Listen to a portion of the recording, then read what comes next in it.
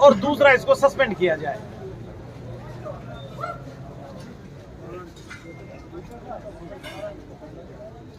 एक मांग हमारे साथी का मेडिकल कराया जाए।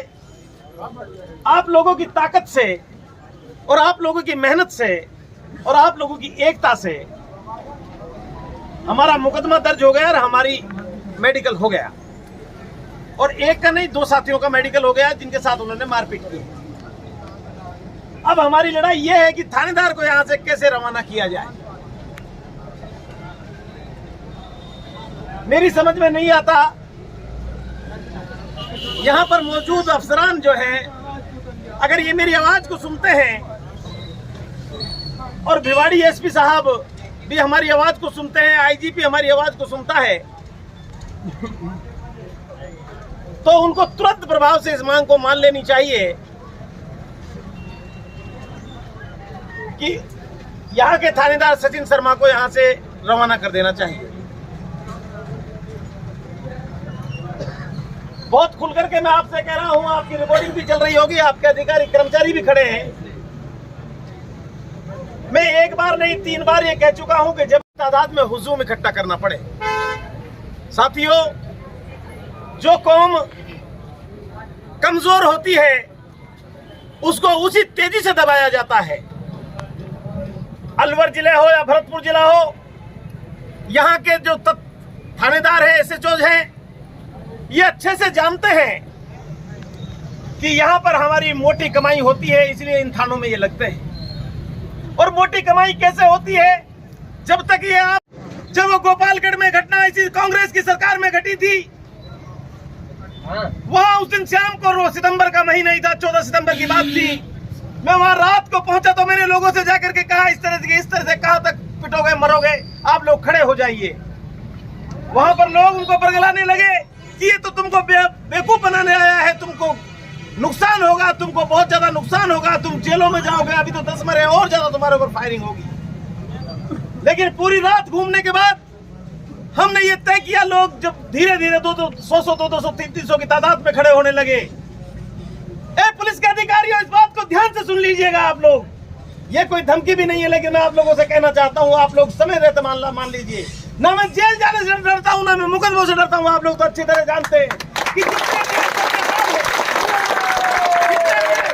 जितने मेरे सर में बाल हैं, इतने मुकदमे मेरे खिलाफ दर्ज हैं। आप लोग अच्छे से बेहतर तरीके से जानते हैं।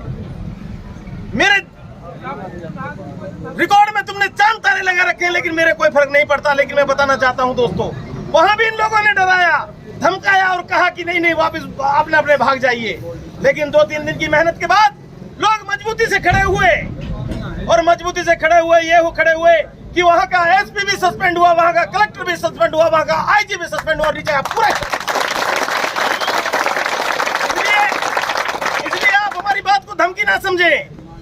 चाहे मुझे पूरी रात को गांव में एक गांव में जाकर के लोगों से कहना पड़े, सुबह हम हजारों आदमियों का हुजूम यहाँ खड़ा कर देंगे, और उस वक्त आप लोग कहोगे हो गई।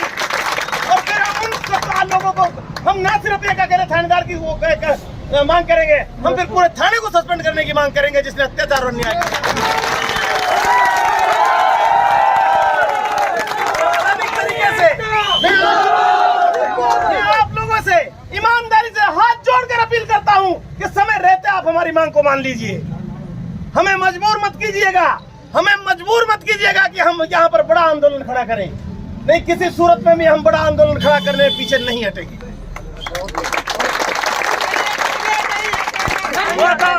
हुआ था मैं आप लोगों को बता रहा, बहुत सारे नौजवान साथी हैं, आप लोग सुनिएगा।